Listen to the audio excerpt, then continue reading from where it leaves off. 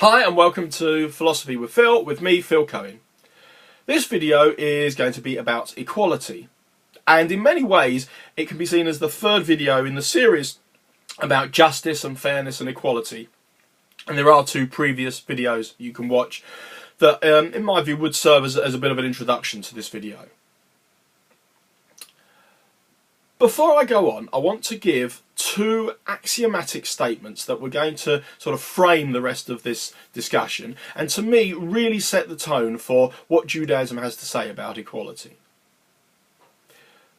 Axiom number one: we are all different. Okay.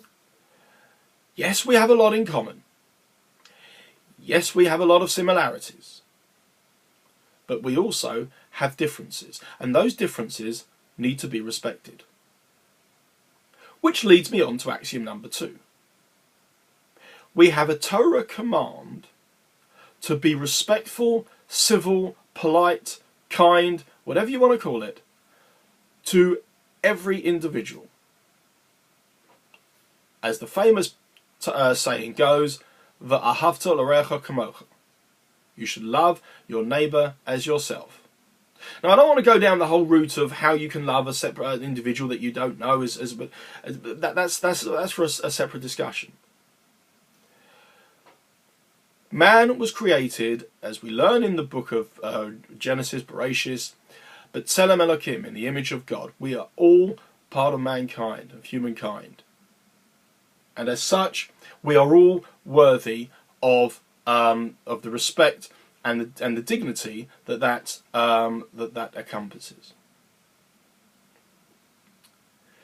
Now, to go back over those two, we all have strengths and weaknesses. There's a lovely comment on from the Chofetz Chaim, the famous halakhic authority, who writes about the blessing that we say over after some foods. And during that blessing, as part of that blessing, we say that God created us, rabos v'chezronos. He created us with weaknesses. God created us with weaknesses, but that's what an economy needs. That's what society needs. I'm no good with kids, so I send my kids to a school where there are which is full of experts that are brilliant at training kids, at teachers. I'm no good at accounts, at numbers, so I pay an accountant to do that for me. And he's no good at recruitment, so he pays me to help him with that. Different people have different strengths and weaknesses, and we all help each other by playing to our own strengths and helping each other with the areas that they're struggling with. The same applies to physical abilities and disabilities, mental abilities and disabilities, and emotional abilities and disabilities. Society works because we play off each other's strengths and help each other with each other's weaknesses. Otherwise, it just grinds to a halt.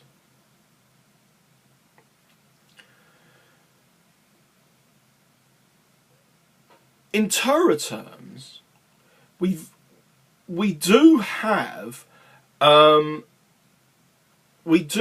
circumstances where we do treat people differently. So, for example, a rabbi is treated with a degree of respect. Why? Because they have what we call Keser HaTorah, the crown of the Torah. They have been given semicha. They have been ordinated as a rabbi. But it's not because they themselves have any inherent quality that is worthy of respect. A crown, don't forget, sits on top of a person, but is external to them. It decorates them. It's an external sign that they are worthy of honour. So they are only worthy of respect because of the Torah that they have learned. If it weren't for that, one would not show them respect.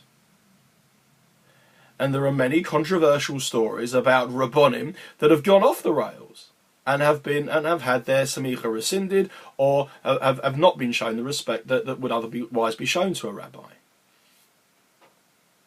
Similarly, I, as my surname suggests, am a Cohen.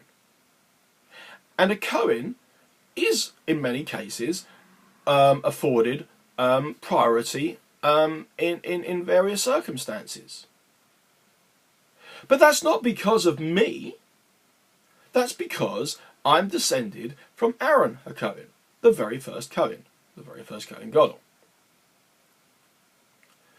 And because of that, I'm worthy of Keser HaKahuna, the crown of the Kahuna, which again is not something that I inherently have earned. It's something I'm born with. It's something that is external to me. And again, there are circumstances under which someone can have their kahuna, their priesthood, rescinded. Very rare. There is one circumstance, by the way, under which someone has inherently earned respect. And that is to the elderly. Because no matter what, whether they're meritorious or not, or whatever their righteousness, their level of religiosity, one still is obligated to afford the elderly respect. And yes, they are treated differently in that regard. One opens the door for them, one stands up for them even. That's because we value the elderly in society for the experience that they've gained. Judaism doesn't seek to explain individuals' circumstances, but it doesn't ignore them either. They make us who we are. And you don't get equality by people trying to be like other people. You get equality by valuing people's strengths and weaknesses, and as I say, playing to them.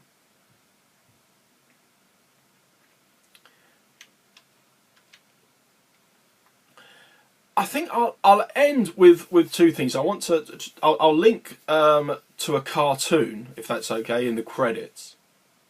But I just want to end with a bit of a diversion. There's a big issue in the last sort of year or so about identity politics. That is, we've been so obsessed with equality, in my opinion, for equality's sake, that we've tried to blur over differences between different people. And so everyone has to be treated equally and fairly. Well, there's a difference between equality and fairness, as this cartoon will show you. But the problem becomes is if you wash out all the equalities, if you wash out all the differences, then that makes society a very strange place. Children are no different from the elderly and are afforded, are allowed to get away with blue murder because, well, we celebrate the children and they have rights and all of that sort of thing. The backlash to this equality, this liberalism, is that we've now come to a point where we are reluctant to define things as being absolutely true, or as labels as being absolutely absolutely existent. The problem then becomes, well, if nothing is absolutely true, everything is relevant, everything is relative and subjective, and that is just an opinion, and that there's no such thing as fact. Well, that leads you into a very dark place. That leads you into a place where even a lie can be true. Because after all, it is just another person's point of view. Thank you very much for watching. Shabbat Shalom.